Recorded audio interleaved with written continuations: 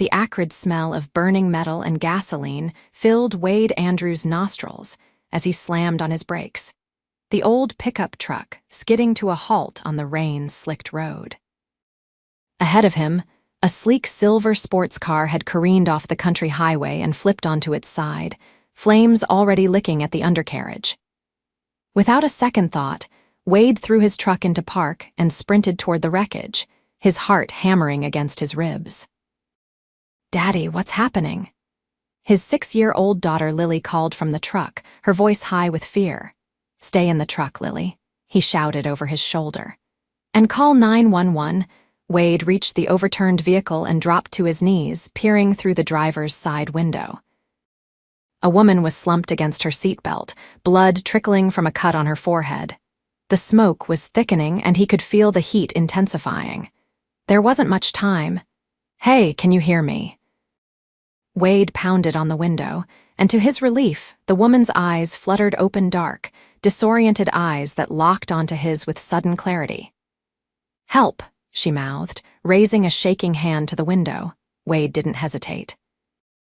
He pulled off his jacket, wrapped it around his fist, and smashed the window, clearing away the shards of glass.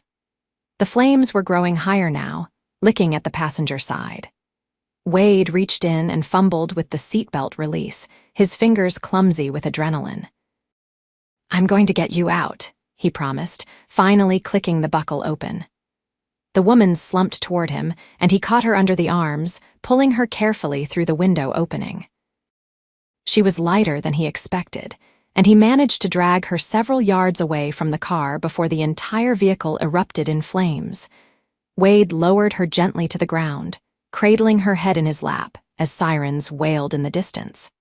Her eyes were open now, focusing on his face. "Thank you," she whispered, her voice hoarse from the smoke. "Dad, Dad." Lily was running toward them, her rain jacket flapping behind her like wings. "I called 911 like you said." "Good job, sweetheart," Wade said, motioning for her to stay back. "The ambulance is coming. You did good." The woman stirred, trying to sit up.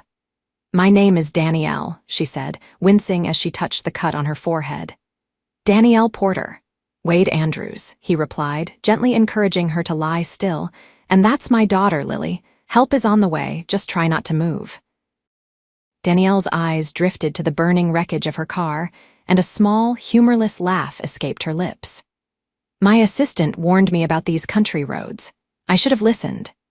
Wade was about to respond when the ambulance arrived, followed closely by a fire truck and police car. The paramedics rushed to take over, and Wade stepped back, gathering Lily in his arms as they watched the emergency personnel work. "Is the lady going to be okay, Daddy?" Lily asked, her small hands clutching his shirt. Wade looked down at his daughter's worried face and then glanced at Danielle, who was being loaded onto a stretcher, an oxygen mask covering her face. But her eyes, those dark, striking eyes, were still on him. "I think she'll be okay, Lily Bug," he said. "I really think she will." Wade hadn't expected to see Danielle Porter again. The encounter on the road seemed like something out of a movie, dramatic and intense, but ultimately a brief intersection of two very different lives. He had his hands full with his contracting business that was barely staying afloat, raising Lily on his own, and keeping up with the mortgage payments on their small farmhouse outside of Cedar Creek, a town where everyone knew everyone else's business. 3 days after the accident, Wade was kneeling on Mrs. Henderson's kitchen floor, fixing a leaky pipe under her sink when his phone buzzed in his pocket. Lily's school rarely called during the day, and a jolt of parental panic shot through him as he fumbled to answer. "Mr. Andrews." The voice on the other end was unfamiliar, professional, female. "Yes, this is Meredith Campbell. I'm the personal assistant to Danielle Porter. Miss Porter would like to thank you in person for your assistance during her accident earlier this week. Would you be available to meet her for dinner this evening?" Wade blinked, surprised. I have my daughter. I don't have anyone to watch her on short notice." Miss Porter anticipated that. "Your daughter is, of course, welcome. A car will pick you up at your residence at 6:30 p.m. "Is that acceptable?" Wade found himself agreeing before he fully processed what was happening. After hanging up, he stared at the leaky pipe, wondering what exactly he had just gotten himself and Lily into. At precisely 6:30 that evening, a gleaming black SUV pulled into Wade's gravel driveway. Lily bounced excitedly on the porch, wearing her favorite blue dress, the one with stars that she insisted on for special occasions. "Is this like Cinderella, Daddy?"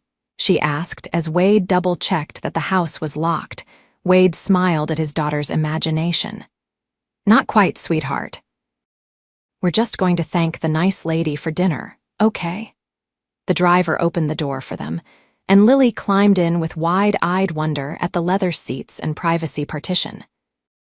Wade followed, feeling distinctly out of place in his best jeans and button-down shirt, the only decent outfit he owned that wasn't stained with paint or plaster dust. The restaurant wasn't in Cedar Creek.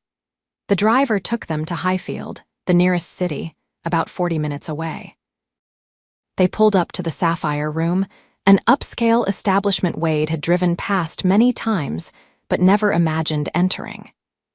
The maitre d' greeted them by name and led them to a private dining area in the back. And there she was.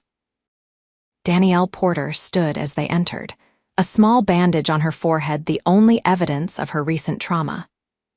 In the dim, elegant lighting of the restaurant, Wade could fully appreciate what he hadn't noticed during the rescue. She was stunning. Her dark hair fell in soft waves around her shoulders, and she wore a simple but clearly expensive black dress. Her smile, though, was what caught his attention, genuine and warm. "Mr. Andrews," she extended her hand, "and you must be Lily. Thank you both for coming." Wade shook her hand, noticing the softness of her skin against his calloused palm. "Please call me Wade." "Then you must call me Danielle," she replied, gesturing for them to sit. "I ordered some sparkling apple juice for Lily. I hope that's okay." Lily's eyes widened at the elegant glass placed in front of her, complete with a fancy straw and fresh berries floating on top. "It looks like princess juice," she declared. Danielle laughed, a light musical sound. "That's exactly what it is. Only princesses and very brave girls get to drink it." Wade watched as his daughter beamed with delight, sipping her princess juice with exaggerated care. "You didn't have to do this," he said to Danielle. "I just did what anyone would have done." Danielle's expression grew serious, but not everyone would have done it, Wade. "The paramedics told me how close it was, how the car exploded just minutes after you pulled me out." She glanced at Lily, who was happily examining the menu pictures, then lowered her voice. "You risked your life for a complete stranger. I owe you everything." Wade felt his cheeks warm under her steady gaze. "Well, I'm just glad you're okay." As the evening progressed, Wade found himself relaxing. Danielle was surprisingly easy to talk to, asking Lily questions about school and her favorite books, and showing genuine interest in Wade's contracting business. She never mentioned her own work, and Wade didn't ask, though he was curious about what kind of job allowed for private dining rooms and chauffeur-driven subs. It wasn't until dessert arrived, a chocolate creation that made Lily gasp with delight, that Danielle finally brought up the reason for her presence in Cedar Creek. "I actually came to your town to look at a property," she said, twirling her spoon in her coffee. "My company is considering expanding, and Cedar Creek has the perfect location for what we need." "What kind of business are you in?" Wade asked, finally giving in to his curiosity. Danielle hesitated, as if choosing her words carefully. "I run a technology company. We develop software for renewable energy systems. Nothing very exciting." Something in her tone made Wade think there was more to it than she was saying, but he didn't press. The evening was pleasant, and he didn't want to ruin it with awkward questions. As they finished dessert, Lily grew sleepy, leaning against Wade's arm with drooping eyelids. Danielle noticed immediately. "I should let you get her home," she said, signaling for the check, which arrived promptly. Before Wade could reach for it, Danielle had already handed over a credit card. "Please, this is the least I can do," she insisted when Wade protested. Outside, the same black SUV waited to take them home. As Lily climbed in, already half asleep, Danielle touched Wade's arm. "I'll be in town for a few more days," she said. "Would it be all right if I called you again?" Perhaps without the formality of a chauffeur and private dining room, Wade looked at her, surprised by the request and even more surprised by how much he wanted to say yes. "I'd like that," he said honestly. Danielle's smile lit up her entire face. "Good, so would I." 2 days later, Wade was stacking lumber in his workshop behind the house when a sleek electric car pulled into his driveway. He wiped his hands on a rag and walked out to meet Danielle as she stepped from the vehicle, looking much more casual than at the restaurant in jeans, a simple blouse and a light jacket. "I hope I'm not interrupting," she said, glancing at the sawdust on his clothes. Wade shook his head. "Just catching up on some projects. Lily's at a playdate until 5. "Perfect timing, then," Danielle smiled. "I wanted to see if you might show me around town. I've been stuck in meetings and I'd like to actually see Cedar Creek through local eyes." The request was so normal, so unpretentious, that Wade found himself agreeing immediately. "Let me just clean up a bit."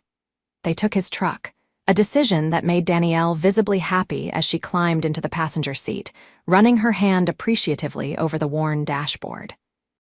"This has character," she said. "My car is so sterile in comparison," Wade laughed. "That's a polite way of saying old and beat up." "No, it's authentic," she insisted, "like its owner." There wasn't much to show in Cedar Creek, the town square with its gazebo and ancient oak trees. The small local businesses that had somehow survived the arrival of big-box stores in neighboring Highfield. The community center, where Wade sometimes taught weekend workshops on basic home repairs. But Danielle seemed genuinely interested in all of it, asking questions about the town's history and the people they passed, most of whom waved at Wade with undisguised curiosity about his companion. They ended up at River's Edge, a small cafe overlooking the creek that gave the town its name. Over coffee and homemade pie, Wade found himself talking about things he rarely shared: his dreams for expanding his business, the challenges of raising Lily alone after his wife died of cancer 3 years ago, his fears that he wasn't doing enough for his daughter. "She seems like a remarkable child," Danielle said. "Happy, confident, kind. You're doing something very right, Wade." "I try," he admitted. "But sometimes I worry about what I can't give her: dance lessons, new clothes, a college fund that isn't pathetically small."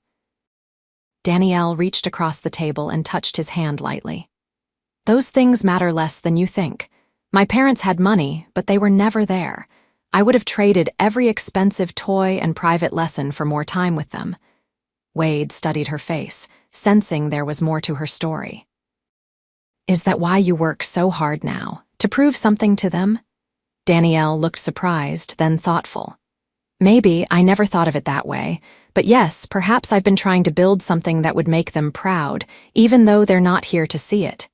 "And have you?" Wade asked. "Built something to be proud of?" A shadow crossed Danielle's face. "I've built something successful. Whether it's something to be proud of, I'm not always sure." Before Wade could ask what she meant, his phone rang. It was Mrs. Peterson, Lily's friend's mother, asking if he could pick Lily up early as her son had developed a fever. "I need to get my daughter," Wade explained as he ended the call. "Of course," Danielle said. "Maybe we could continue this another time.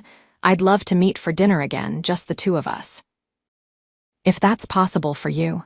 Wade hesitated, thinking of babysitters and budgets, but the hopeful look in Danielle's eyes made him nod. "I think I can arrange that." When Wade arrived at the Petersons' house, Lily ran to him with excited news. "Daddy, I got invited to a sleepover at Emma's house tomorrow night. Can I go, please?" Emma's mom already said it was okay. Wade looked at Mrs. Peterson, who confirmed with a smile. "The girls have been planning it all afternoon. We'd love to have her." On the drive home, Wade found himself thinking about Danielle's dinner invitation and the unexpected opening in his schedule. He waited until Lily was occupied with her homework before sending a text message to the number Danielle had given him. "Turns out I'm free tomorrow night if that dinner invitation still stands." Her reply came almost instantly. "Perfect. I'll pick you up at 7. The next evening, Wade stood on his porch feeling inexplicably nervous. He dropped Lily off at Emma's house, showered, and changed into his one decent outfit again, wishing he had more options. When Danielle's car appeared, right on time, he took a deep breath and walked down the steps to meet her. Danielle had chosen a small Italian restaurant in a neighboring town, intimate but not intimidatingly fancy. Over pasta and wine, their conversation flowed easily, moving from town gossip to favorite books to childhood memories. Wade found himself laughing more than he had in years, drawn to Danielle's intelligence, her dry humor, and the way she listened as if everything he said mattered. "So how did you end up in contracting?" she asked as they shared a tiramisu. Wade smiled at the memory. "My dad was a builder. I used to follow him around job sites from the time I could walk. He taught me everything: how to frame a wall, run electrical, lay tile. When he died my senior year of high school, I took over his business. Never really considered doing anything else." "You must have been very young to take on that responsibility," Danielle observed. Wade shrugged. 18, old enough. Mom needed the income and I already knew the work. It was hard at first, convincing clients to trust a teenager, but Dad had a good reputation. Eventually, I built my own. "And you enjoy it, the work itself?" "I love it," Wade said without hesitation. "There's something about taking a space that's broken or outdated and transforming it into something beautiful and functional. Seeing the before and after, knowing I made that happen with my own hands, it never gets old." Danielle's eyes softened. "That's how I feel about my company. Creating something from nothing, watching it grow, knowing it can make a difference." "Tell me about it," Wade prompted. "Your company, I mean. You've been pretty vague about what you actually do." Danielle hesitated, then seemed to come to a decision. "It's called Ecosphere Technologies. We develop software systems for renewable energy: solar, wind, hydroelectric. Our programs help maximize efficiency, predict maintenance needs, and balance power distribution. We started small, just me and 2 engineers in a garage, but now, Wade encouraged when she paused. "Now we have offices in 12 countries and over 5,000 employees," she said, watching his face carefully. "The company went public 3 years ago. The IPO was successful." Wade stared at her, processing this information. "So when you say your company is considering expanding to Cedar Creek?" "I mean, Ecosphere is looking to build a research campus there, yes. The old Westfield property by the river has everything we need: space, natural resources, proximity to universities for talent recruitment." "The Westfield property is huge," Wade said, thinking of the abandoned factory site that had sat empty for decades. That would change everything for Cedar Creek." Danielle nodded. "I know, that's why I came personally to assess the impact. We don't want to overwhelm the community or change its character." Wade was quiet for a moment, piecing things together. "Danielle, I mean, Ecosphere is a major company. Are you saying that I'm the founder and CEO?" "Yes." She looked almost apologetic.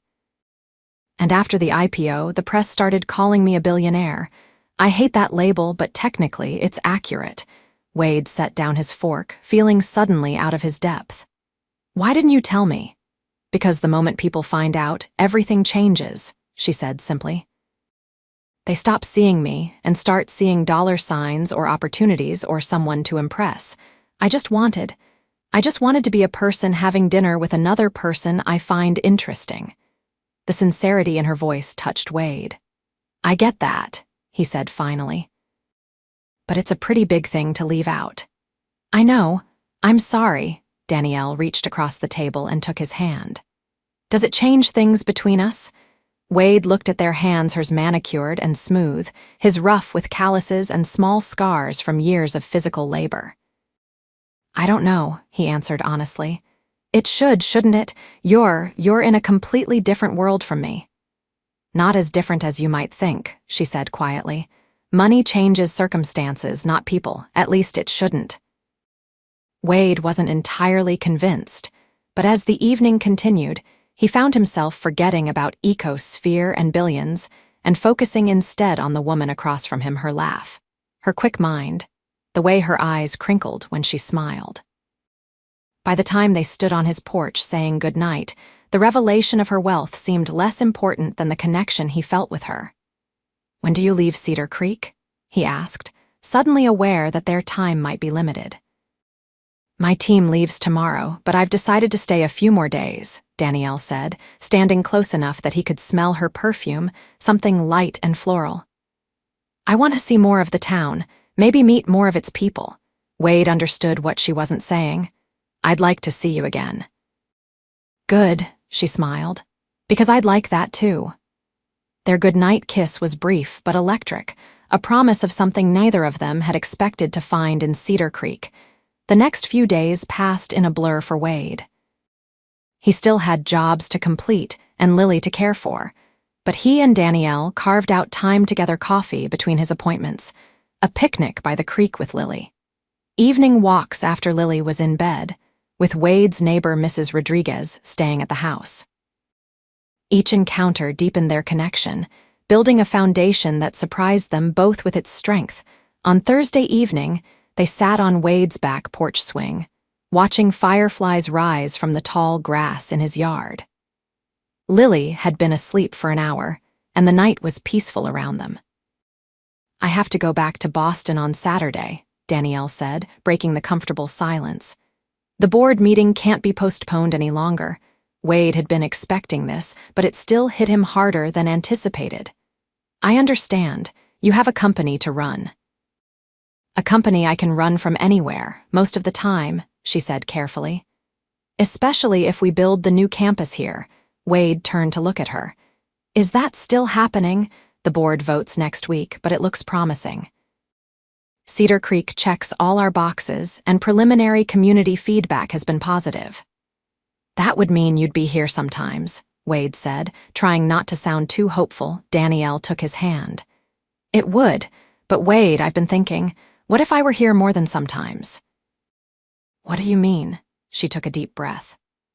"I could base myself here instead of Boston, at least part of the time. The company is stable enough that I don't need to be physically present for day-to-day operations, and remote work is standard in tech anyway." Wade stared at her, surprised by the suggestion. "You'd consider moving to Cedar Creek for the company?" "Not just for the company," Danielle said softly. "I know it's fast, and maybe I'm crazy for even thinking this way, but I haven't felt this, connected to anyone in a very long time." "Maybe ever," Wade's heart raced. "I feel it too, but Danielle, our lives are so different. You run a global company, I fix leaky faucets and build bookshelves. How would that even work?" "I don't know exactly," she admitted, "but I'd like to find out if you would." Wade thought about the unlikely path that had brought them together, a rainy road, a burning car, a chance to be someone's hero when he'd been feeling like anything but. He thought about Lily, who had already grown attached to Miss Danny and her stories about building computers and traveling the world. And he thought about the feeling in his chest whenever Danielle was near, a sense of rightness he hadn't experienced since losing his wife. "I'd like that too," he said finally, "to find out." Their kiss this time was deeper, a sealing of an unspoken promise between them. Friday was Danielle's last day before returning to Boston, and they decided to spend it together as a family, with Lily between them as they explored the Cedar Creek Nature Preserve. Watching Danielle help his daughter identify wildflowers and spot turtles sunning on logs, Wade felt a certainty growing inside him. Whatever challenges lay ahead, distance, different worlds, the inevitable complications they were worth facing for the chance at the happiness he saw unfolding before him. That evening, after Lily was tucked in with a new book Danielle had brought her, they sat at Wade's kitchen table with a bottle of wine, planning for the weeks ahead. "I'll be back in 3 weeks for the site assessment," Danielle said. And we can video call every day until then. Wade nodded. And I can bring Lily to Boston sometime. She's never seen a big city. I'd love that, Danielle smiled. I could show you both my favorite places. As they talked, Wade marveled at how quickly his life had changed. A week ago, he'd been a struggling contractor worried about making ends meet. Now he was planning visits to Boston with a woman whose company was valued in the billions. It seemed unreal, and yet the most natural thing in the world. "What are you thinking?" Danielle asked, noticing his pensive expression. "I'm thinking that if someone had told me a week ago that I'd be sitting here with you, planning a future together, I'd have said they were crazy," Wade admitted. "But now I can't imagine anything else." Danielle's eyes softened. That day on the road. "I was coming from a meeting I didn't want to attend, heading to another I dreaded even more. My life was full of things but empty of meaning. And then my car went off the road and you appeared, and somehow in the middle of the worst moment, I found exactly what I needed." "A concussion and second-degree burns?" Wade teased. Danielle laughed. "No, you impossible man, a reminder of what really matters: courage, kindness, connection." She reached across the table and took his hand. "You." The following morning, Wade and Lily drove Danielle to the small regional airport where her private jet waited. The goodbye was bittersweet, with Lily extracting multiple promises from Danielle to call and send pictures of her Boston office, with all the computers. When it was Wade's turn to say goodbye, he found himself at a loss for words. How could he explain what these few days had meant to him? How they had rekindled a part of his heart he thought was permanently extinguished. Danielle seemed to understand. She wrapped her arms around his neck and kissed him, heedless of the curious stares from the ground crew. 3 weeks, she whispered against his lips. "It's not so long." "Not so long," he agreed, holding her close for one more moment before letting her go. As the jet taxied down the runway, Lily slipped her small hand into Wade's. "Is Miss Danny going to be your girlfriend now, Daddy?" Wade smiled down at his daughter. "Would that be okay with you?" Lily considered this with the serious deliberation of a 6-year-old. "Yes," she decided finally. "She makes you smile like in the pictures with Mommy, and she knows about stars and frogs and computers." "She does know a lot," Wade agreed, his throat tight with emotion. "And she looks at you like you're her favorite person," Lily added with the simple wisdom of childhood. "That's important for girlfriends." Wade watched as the jet lifted into the clear blue sky, carrying Danielle back to her world of board meetings and global enterprises. But part of her would remain here in Cedar Creek, just as part of him would follow her to Boston. "Yes, Lilybug," he said, squeezing his daughter's hand as they turned back toward the truck. "I think Miss Danny is going to be my girlfriend, and maybe someday she'll be even more than that." "Like a wife?" Lily asked excitedly. Wade smiled, his heart full of a hope he'd long ago abandoned. "Maybe, if we're very lucky."